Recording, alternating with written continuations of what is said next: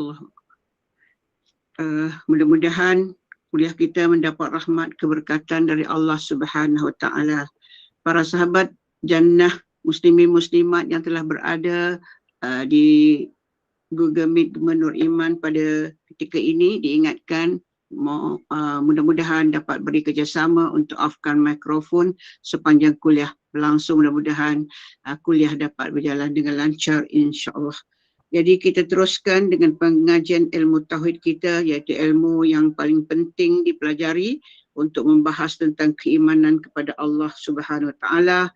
Moga Allah mengurniakan kita hidayah taufik untuk kita terus berpegang kuat kepada ajaran ahli sunnah wal jamaah. Dengan itu, majlis dengan rasa bangga mempersilakan Yang Amat Arif Datuk Abbas bin Nordin untuk menyampaikan syarah berkaitan dengan pengajian tauhid kita pada malam ini. Dipersilakan. Assalamualaikum warahmatullahi wabarakatuh.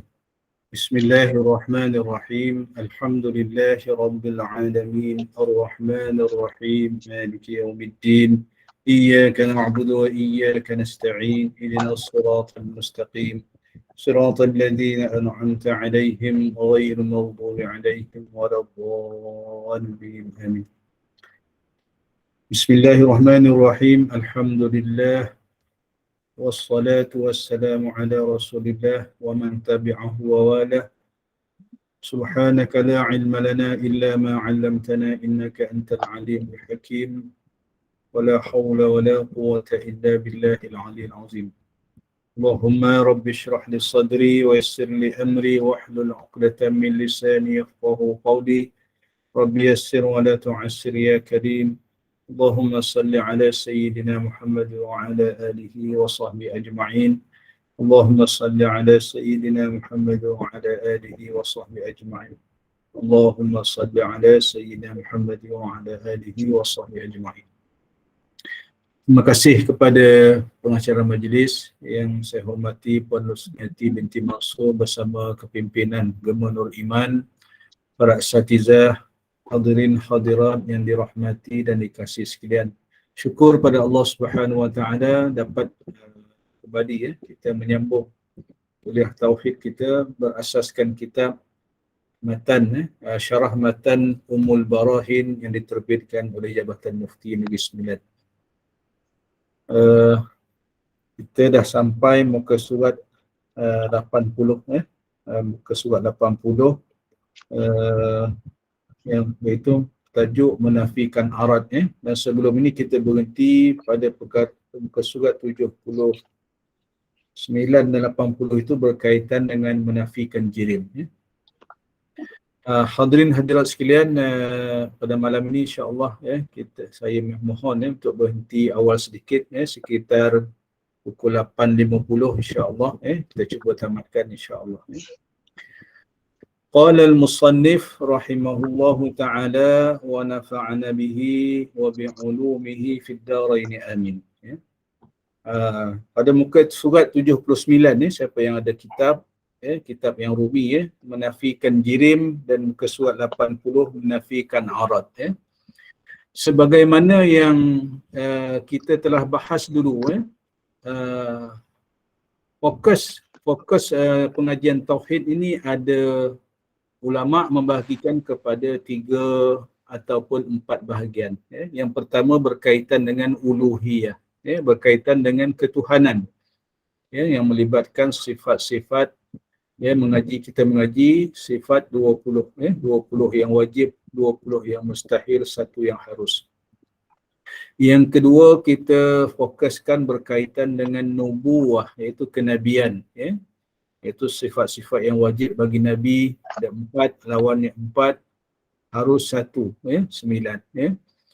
Dan yang ketiga berkaitan dengan perkara-perkara sam'iyah, perkara yang ghaib, yang diajar ataupun diberitahu oleh Nabi kita Nabi Muhammad sallallahu alaihi wasallam berkaitan dengan syurga, neraka, alam barzah dan sebagainya. Itu 3 pembahagian yang besar yang dibahagikan oleh ulama tauhid. Satu perkara lagi yang kalau kita lihat dulu dalam pengajian dalam kitab Risalatul Tauhid sebelum ini ya, iaitu berkaitan dengan jirim dan arad dan perkara yang berkaitan ya. Jirim, jauhar, arad dan sebagainya ya. Jadi ini satu lagi bab sebab itu dalam bila membahaskan sifat 20 ini, dalam membahaskan sifat mukhalafatuhu ta'ala lil hawadis ya, dimasukkan dalam bab ini, ini menafikan jirim dan menafikan arad ya. Sebab jirim dan arad ini adalah makhluk ya, perkara yang baharu ya. Kita dah bahas minggu lepas berkaitan dengan menafikan jirim ya, ataupun jasad ya, ataupun yang kita panggil juga jauhar ya, pepejal ya. Jirim ini juga digunakan dalam pengajian ilmu sains ya, disebut jirim ya. Kita dah bahas panjang pada minggu yang lepas ya. Jadi jirim ini adalah makhluk lah. Dan apa kaitan jirim dengan arad? Jirim dan arad ni biasanya tak bercerai tanggal lah ya. Jirim jasad dia, arad itu adalah sifat dia ya. Macam saya bagi contoh minggu yang lepas ya, kopiah yang saya pakailah ya. Jirimnya maknanya jasad kopiah yang saya pakai ini. Apa arad dia, apa sifat dia, warnanya putih ya. Kita nampak dekat situ jelas ya. Okey, muka surat 80. Yang kedua menafikan arad, al-aradu ya, dalam bahasa Arab ya.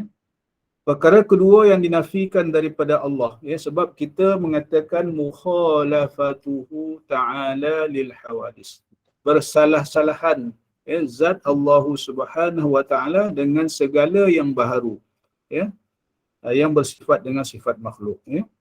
Jadi perkara kedua yang dinafikan daripada Allah Azza wa Jalla itu adalah bersifat sebagaimana sifat makhluk atau arad ya. Arad ni maksudnya sifat ya.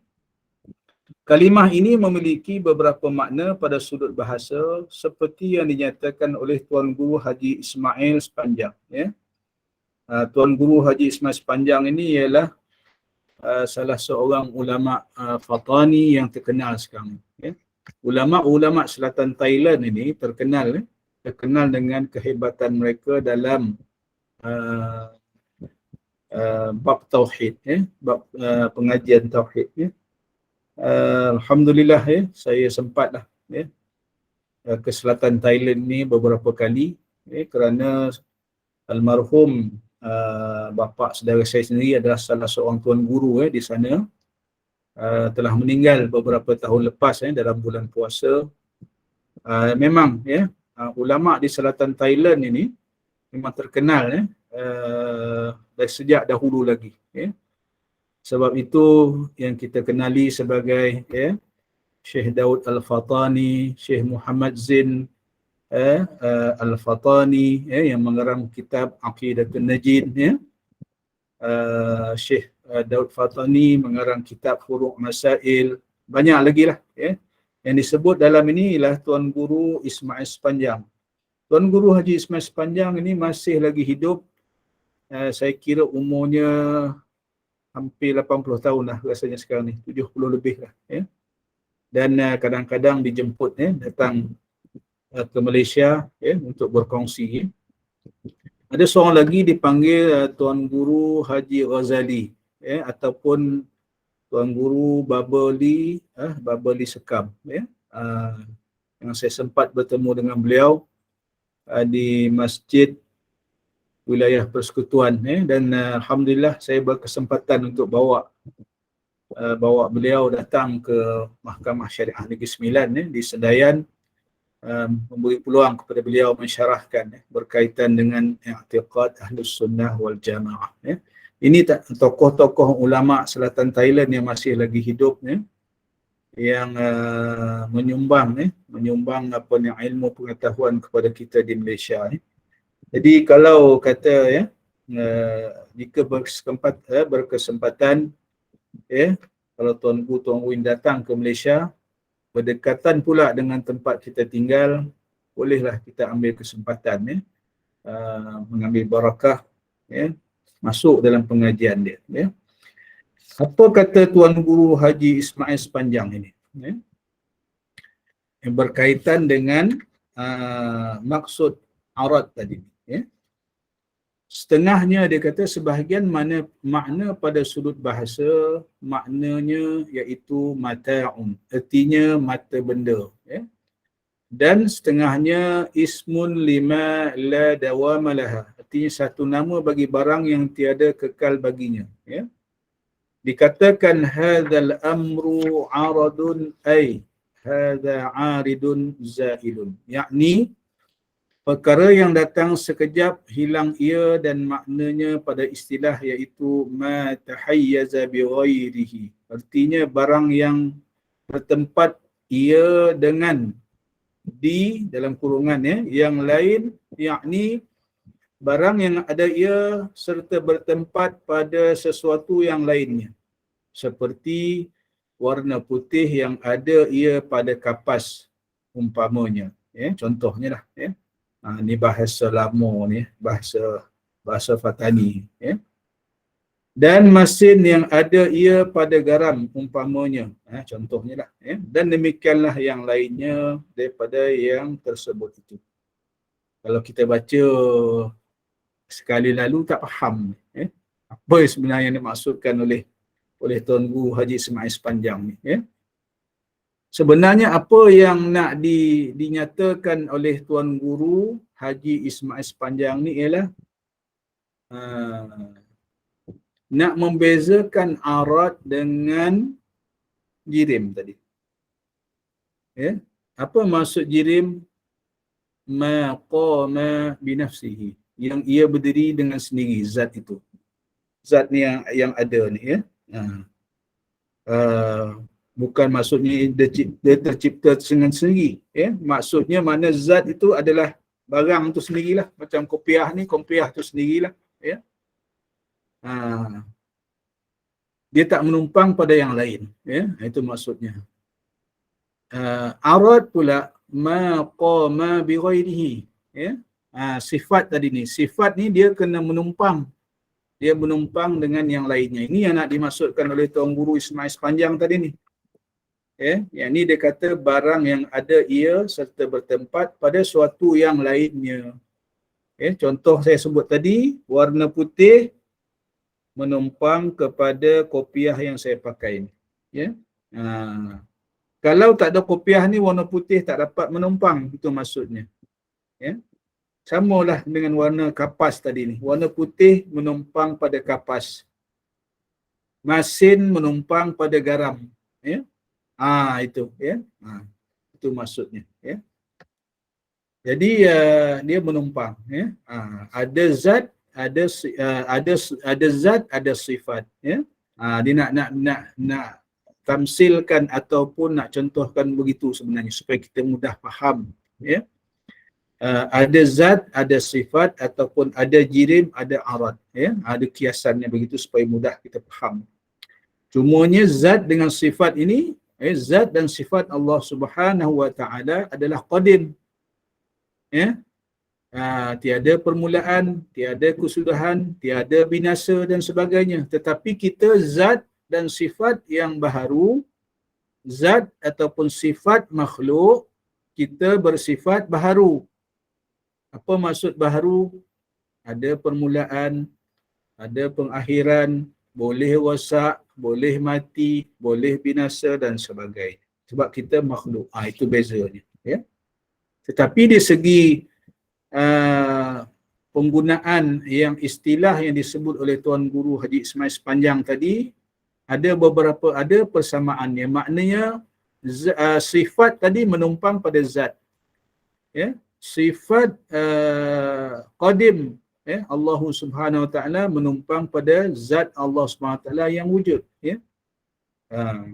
Sifat yang itu yang qadim, yang baharu, kita yang baharu, kopiah saya pakai ni bersifat baharu. Sifat putih menumpang kepada kopiah, ya, zat kopiah yang saya pakai, ya. Jirimnya, ya. Jadi itu yang sebenarnya yang nak disampaikan oleh Tuan Guru Haji Ismail Sepanjang, ya.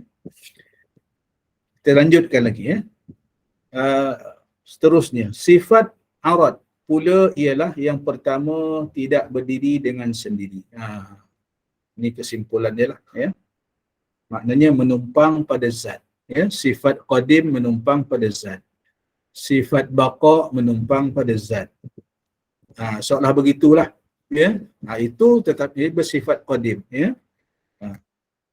Allah Subhanahu Wa Taala yang bersifat qadim. Ya, bersifat baqa. Yang kita bicarakan sekarang ini itu yang qadim, yang kita bicarakan sekarang ialah yang baharu, yang bersifat makhluk, yang baharu ya. Iaitu arad tadi ya. Arad menumpang pada zat ya, putih menumpang kepada kapas, masin menumpang kepada garam ya. Yang kedua, wajib berdiri ia dengan lain. Wujud sifat tersebut mestilah pada sesuatu benda ya. Dia tak boleh berdiri sendiri ya. Kopiah ni boleh tak berdiri sendiri? Dia boleh berdiri sendiri. Maksudnya macam mana? Kalau dia tak warna putih, dia boleh mungkin tak ada warna, ataupun warna hitam, ataupun warna macam-macam lah ya. Warna tu yang menumpang kepada kopiah ya. Bukan kopiah menumpang pada warna. Tu terbalik ya. Itu maksudnya lah ya. Yang ketiga, baharu diciptakan ya. Arad ni perkara baharu, putih ke, hitam ke, tinggi ke, rendah ke, gemuk ke, kurus ke, semuanya arad. Ringan, berat ya, semua ya, itu arad. Dia bersifat baharu. Yang keempat, tidak kekal pada zaman kedua. Sifat tersebut tidak kekal pada zaman kedua, maksudnya sifat tersebut sentiasa berubah-ubah. Ya. Sekarang kopiah saya ni warna putih. Ya.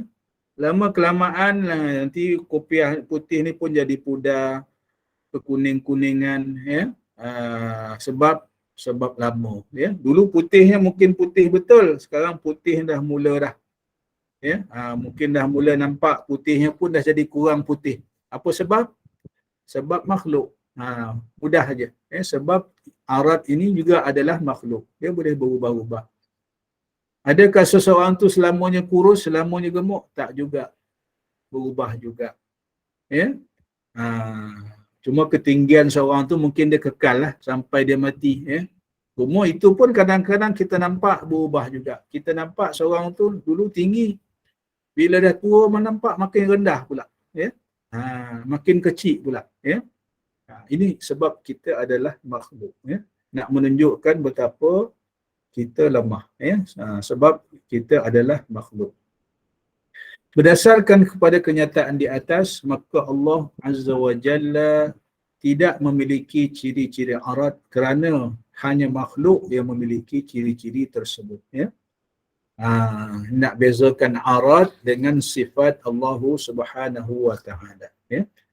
Jadi kita makhluk yang lemah ini memiliki ciri-ciri arad tadi. Ya. Sedangkan Allah tidak. Ya. Allah Subhanahu Wa Ta'ala dengan bersifat dengan sifat-sifat kesempurnaan ya, tidak memiliki ciri-ciri arad. Apa ciri-ciri arad tadi ni? Salah satunya tadi dia menumpang kepada jirim tadi. Ya. Menumpang kepada jirim, tak boleh berdiri dengan sendiri. Dia adalah baharu, kemudian berubah-ubah ya, dan boleh binasa dan sebagainya. Ya. Ini yang kedua. Ya. Kita pergi yang ketiga, iaitu menafikan kulliyah ya, dalam bab mukhalafatuhu ta'ala lil hawadis tadi ya, nak menyatakan Allah Subhanahu wa Ta'ala ni sifat dia berlainan ataupun bersalah-salahan dengan segala yang baharu, segala makhluk yang ada ya. Iaitu yang ketiga, menafikan kulliyah. Apa maksud kulliyah? Keseluruhan lah ya.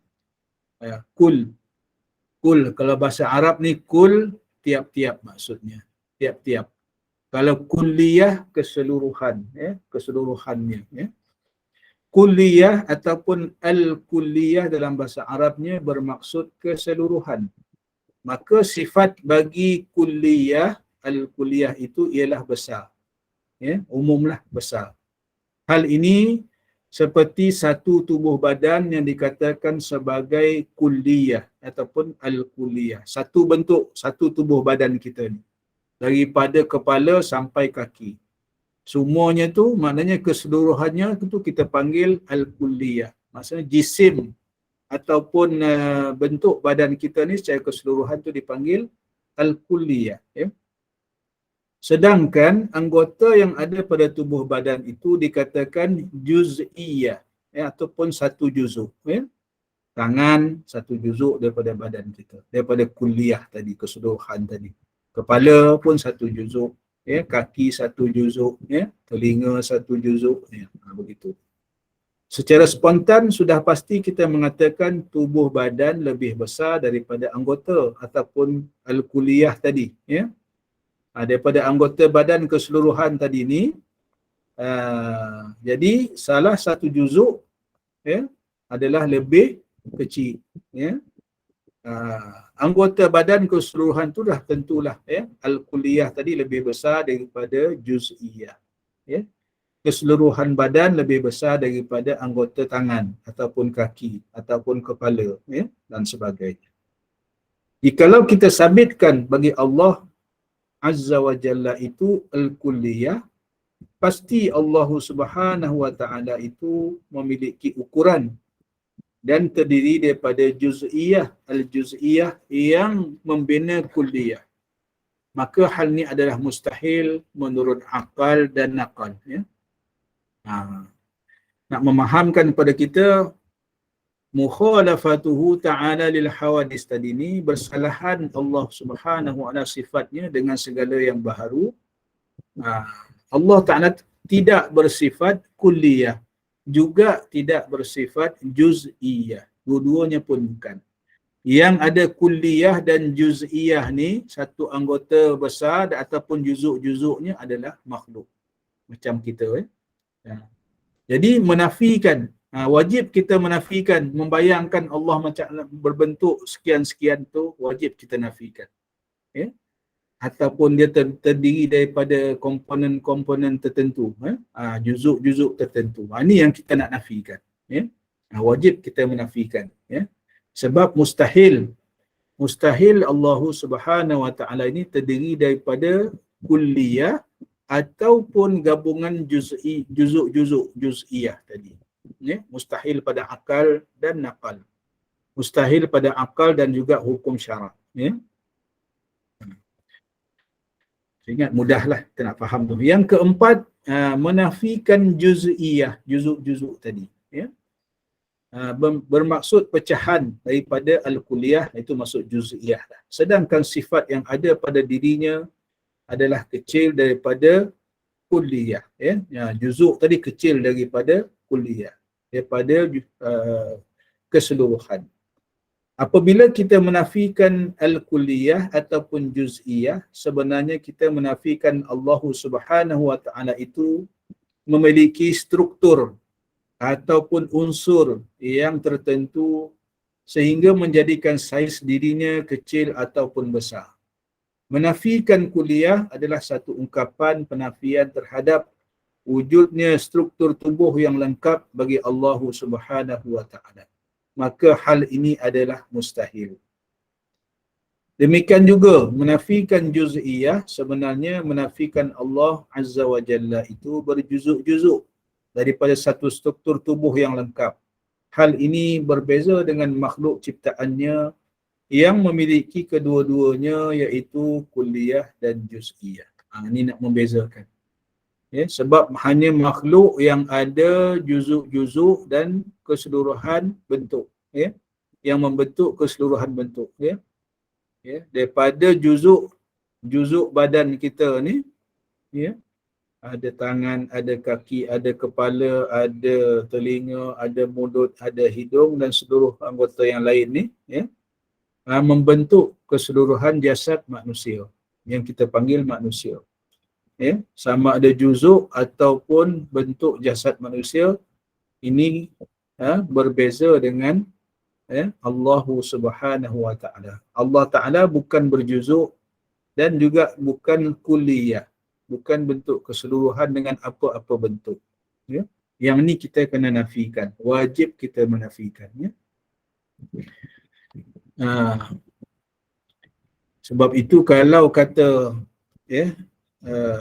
itu kisah Syekh Abdul Qadir Jailani, ya, apabila didatangkan satu cahaya putih dari langit, ya, yang menyatakan, dia bersuara kepada Syekh Abdul Qadir Jailani bahawa akulah Tuhanmu, ya.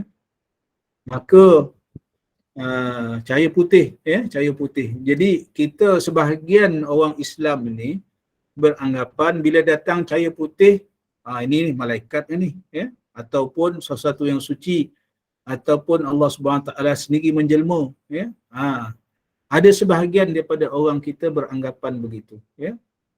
Jadi kita dah bila kita faham mukhalafatuhu ta'ala lil hawadis ni, bersalahan Allah Subhanahu Taala dengan segala yang baru, maknanya kita dah faham dah.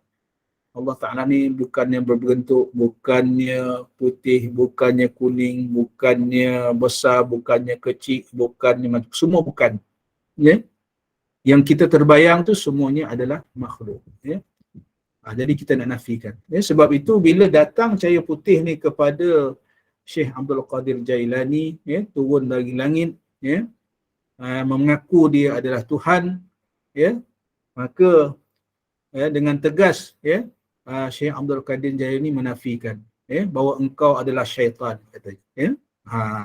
Jadi tak berjaya syaitan nak menggoda Syekh Abdul Qadir Jailani, ya, sebab mantapnya tauhid yang ada pada Syekh Abdul Qadir Jailani, ya. Jadi kita ni mungkin tak diuji lagi, ya.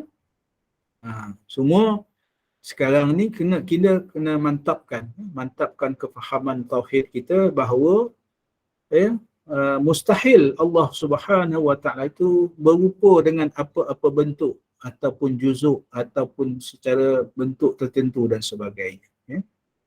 Ini yang nak ditegaskan dalam kita menafikan kulliyah dan juz'iyah tadi, ya. Apa dalilnya? Muka surat 84. Dalil bagi sifat berlainan Allah Azza wa Jalla daripada segala yang baharu, mukhalafatuhu ta'ala lil hawadis, ya. Tadi dah sebut dah dalil akal, ya.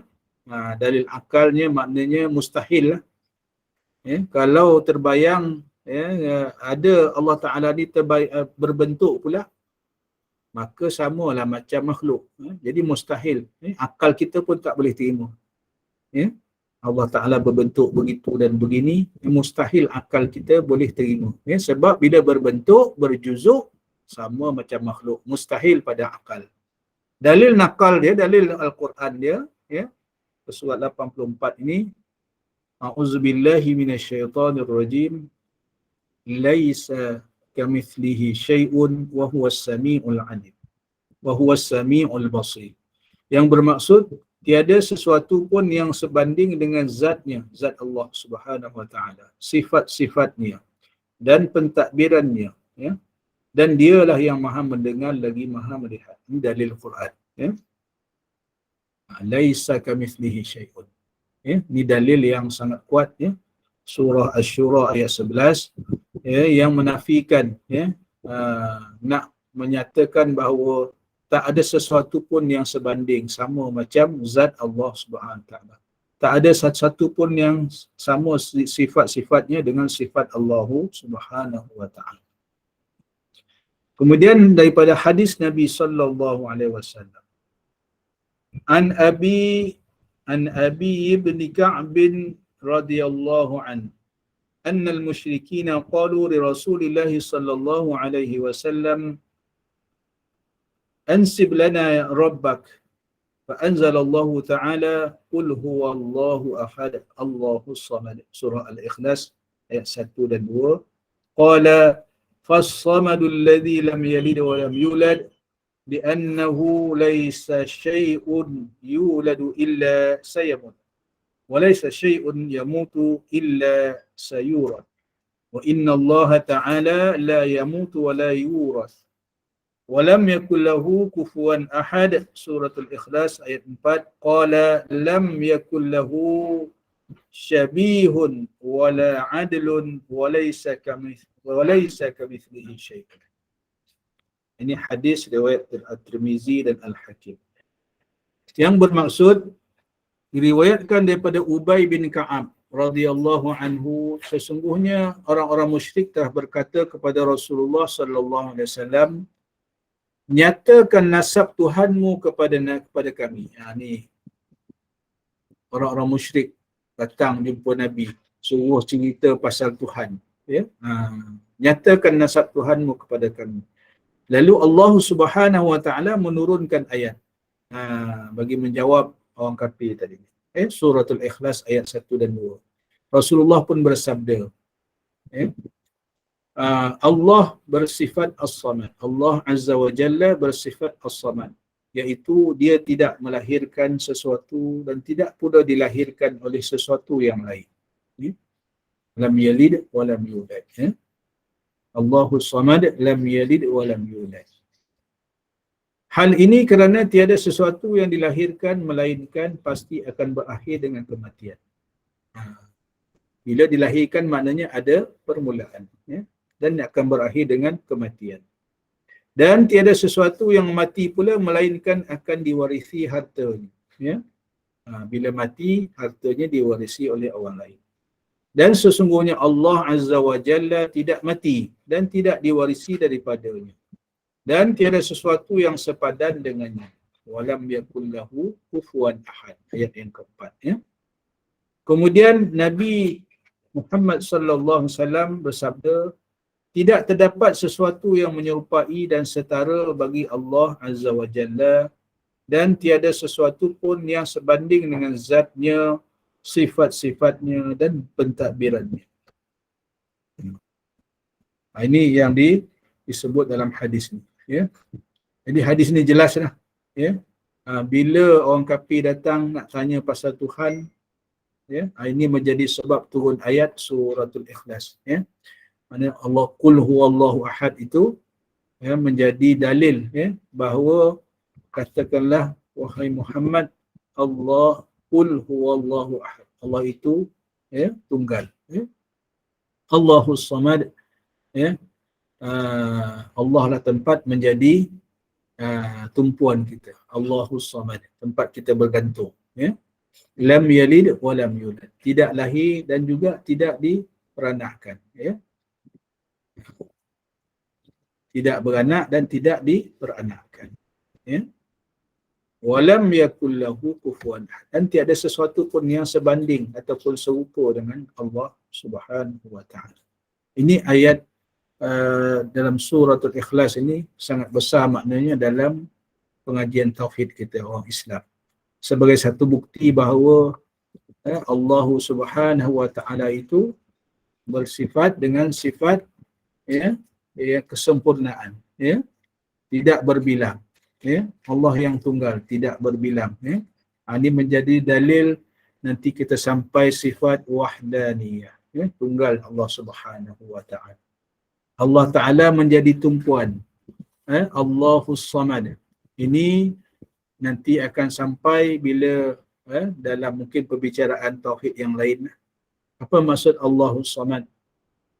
Kita pergantungan kita pada Allah Subhanahu wa taala. Nanti dalam bab tauhid ini, ya, selain kita pecah sifat nafsiyah, sifat salbiyah, sifat ma'ani, sifat ma'nawiyah, kemudian dipecah lagi kepada dua pula, iaitu sifat-sifat istighna dan sifat-sifat iftiqar, ya.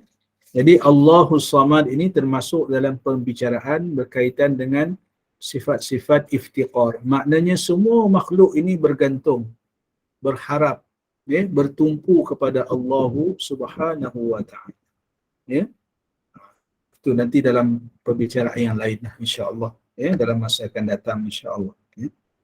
Jadi hadis tadi ini memberi dalil, ya, kepada orang kafir, yang disifat, yang ditanya kepada Nabi, dijawab, dengan turun ayat suratul Ikhlas untuk menjawab, ya, berkaitan dengan hakikat Allah Subhanahu wa taala, ya, zatnya yang menjadi dalil mukhalafatuhu ta'ala lil hawadis tadi, ya.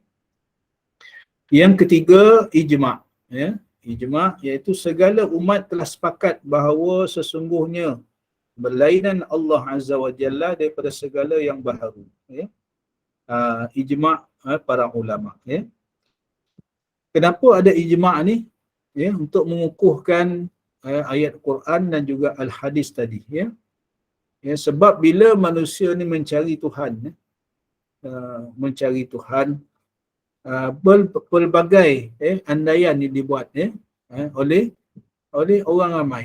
Kalau kita baca kisah Nabi Musa dan Nabi Harun, bila Nabi Musa dan Nabi Harun pergi berhujah dengan Fir'aun, maka tinggallah pengikutnya dan digoda oleh Samiri.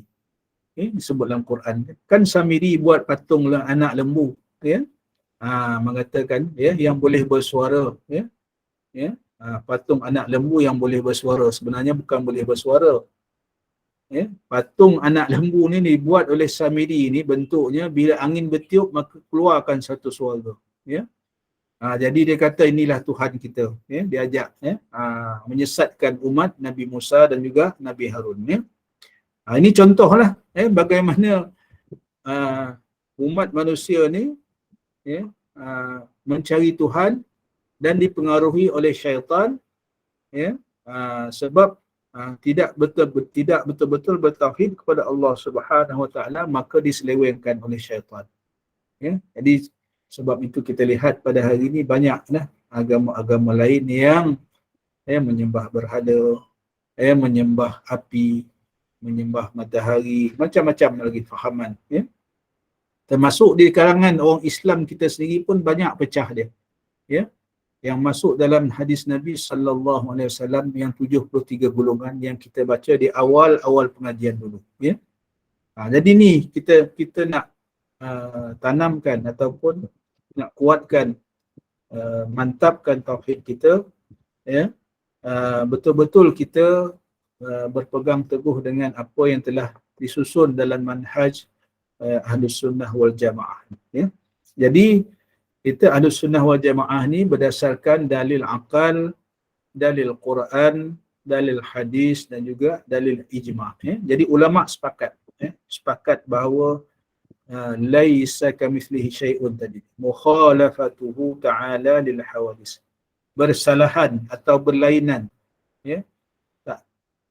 Tak ada apa pun yang boleh digambarkan sama dengan Allah Subhanahu Wa Taala. Kalau datang dalam pemikiran kita, ya, dimainkan oleh syaitan, maka itu adalah mainan syaitan yang cuba menyesatkan kita, ya. Kita pindah muka surat 86, 86. Peringatan, tanbihun, kalau dalam bahasa Arabnya tanbihun, ya, peringatan. Imam Al-Baihaqi telah menceritakan daripada syekhnya Al-Halimi bahawa suatu kaum telah menyimpang daripada kebenaran kerana menyifatkan Allah Azza wa Jalla dengan sifat yang baharu, dan ada dari kalangan mereka menyatakan bahawa Allah Azza wa Jalla itu berjisim. Berjisim maknanya berbentuk lah, ya. Ni peringatan yang diberi oleh Al-Imam Al-Baihaqi, ya. Ni termasuk di kalangan orang kita sekarang ni, ya. Fahaman-fahaman, sama ada fahaman Wahabi ataupun fahaman Mujassimah yang menjisimkan Allah Subhanahu Wa Taala, ya. Ini peringatan yang diberi oleh Imam Al-Baihaqi. Ini sesat, ya. Wal'iyyazubillah.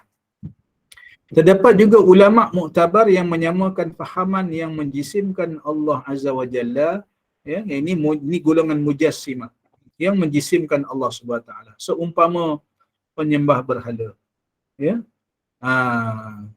Jadi orang yang menjisimkan, ya, yang menjisimkan Allah Azza wa Jalla ni, yakni golongan Mujassimah ini, ulama muktabar menyamakan mereka ini seperti orang menyembah berhala, ya. Wal'iyyazubillah, ya. Hal ini kerana sesuatu yang berjisim adalah makhluk, sedangkan Allah Azza wa Jalla tidak sama dengan makhluk ciptaannya, sebagaimana yang telah dinyatakan oleh Al-Imam Al-Ghazali. Ni hati-hati kita, ya, sebab ada di kalangan ulama kita di Malaysia ni juga, ya, ada juga yang berpahaman hampir sama dengan golongan mujassimah ini. Ya. Contoh ya yang saya sebut dulu ya dalam video kanak-kanak Arab tu. Bila ditanya aina Allah, di mana Allah? Dijawab, dia juga yang jawab balik. Ya, Allah fis sama, dia kata. Allah di atas langit. Ni kan ini fahaman mujassimah ni. Hati-hati ya. Allah Taala di atas langit. Dah itu maknanya menjisimkan Allah Subhanahu Taala seolah-olahnya Allah Taala ada duduk di atas langit sana. Sama jugalah seorang lagi tokoh agamawan kita ya yang menyatakan Allah Subhanahu Wa Taala bersemayam di atas arasy. Bersemayam di atas arasy ya. Sebab dalam surah As-Sajdah ya yang dulu saya dah ulang dah ni ya. Saya dah sebut ni. Ya, yang menyatakan Allah Subhanahu Wa Taala menciptakan langit dan bumi ini dalam tempoh 6 hari. Dalam surah Sajadah tu. Kemudian Allah Subhanahu Wa Taala bersemayam di atas arasy. Jadi tokoh agamawan kita ni menyatakan bahawa ya macam mana bersemayam di atas arasy itu? Dia kata yang layak bagi Allah Taala lah. Allah Taala ni bersemayam di atas arasy ini dengan cara yang layak baginya. Kalau kita fikir sekali lalu, maknanya betul lah. Ya, betul ke tak betul? Tak betul. Ya, kalau kita menyatakan Allah Subhanahu Wa Taala bersemayam di atas arasy, walaupun dengan cara yang layak baginya, maka masuklah kita dalam golongan mujassimah tadi. Menjisimkan Allah Subhanahu Wa Taala. Kalau kita tanya pula, bersemayam di atas arasy tu macam mana? Bersela ke? Atau macam mana? Ya, duduknya macam mana bersemayam di atas arasy tu? Ya. Satu lagi kita tanya, sebelum arasy diciptakan oleh Allah Subhanahu Taala, Allah Taala bersemayam di atas apa? Ya. Nampak tak? Ini golongan mujassimah yang nak menyesatkan. Ya. Sebab itu bila kita jumpa ayat Quran yang begini, maka wajib kita, ya, ini pandangan kita, i'tiqad al-sunnah wal jamaah, mengikut ulama yang khalaf, ulama yang terkemudian daripada imam kita, i'tiqad al-sunnah wal jamaah, wajib kita takwil. Apa maksud takwil? Kita berikan tafsir yang sesuai, ya, tertafsirkan dengan yang layak bagi Allah Subhanahu Wa Taala. Ya, bila sebut bersemayam di atas arasy, maknanya nak menunjukkan kekuasaan Allah Subhanahu Wa Taala. Bukan Allah Taala tu duduk bersemayam di atas arasy. Ya, macam saya bagi contoh Profesor Datuk Dr. Syam Rahayu, ya, pensyarah kanan UIA yang diberi pengiktirafan oleh Raja-Raja Melayu untuk menduduki kursi Raja-Raja Melayu kerana usaha-usaha beliau mempertahankan kedaulatan Raja-Raja Melayu menurut Perlembagaan Persekutuan Malaysia. Adakah Profesor Datuk Dr. Syam Rahayu ni duduk atas kursi tu? Bukan. Kan? Nak menunjukkan bahawa ketinggian penghormatan yang diberi oleh Raja-Raja Melayu kepada beliau. Ya, maka dianugerahkan beliau kursi Raja-Raja Melayu. Ya. Ini contoh yang mudah kita faham. Ya. Jadi ini yang sebagaimana yang dinyatakan oleh Al-Imam Al-Ghazali. Kita balik pada kitab kita. Apa kata Al-Imam Al-Ghazali? Qad khatara bibalihi anna Allah jismun murakkabun min a'da'ihi fahuwa 'abidu sanamin fa inna kulla jismin fahuwa makhluq wa ibadatul makhluq kufrun wa ibadatus sanami kanat kufran li'annahu makhluqun wa kana makhluqan li'annahu jismun faman 'abada jisman fahuwa kafir bi ijma'il a'immatis salaf minhum wal khalaf. Maksudnya apa? Maka seandainya terlintas dalam fikiran seseorang bahawa Allah Ta'ala, Allah Azza wa Jalla itu adalah satu jisim yang terdiri daripada beberapa anggota, maka dia adalah penyembah berhala. Wal'iyazubillah.